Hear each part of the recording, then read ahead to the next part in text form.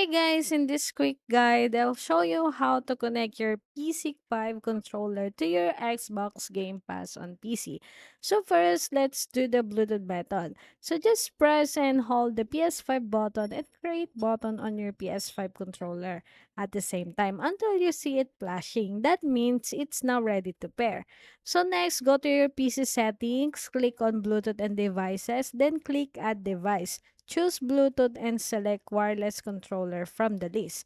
So if you prefer, you can also connect it using a USB-C cable directly to your PC, and that's work too.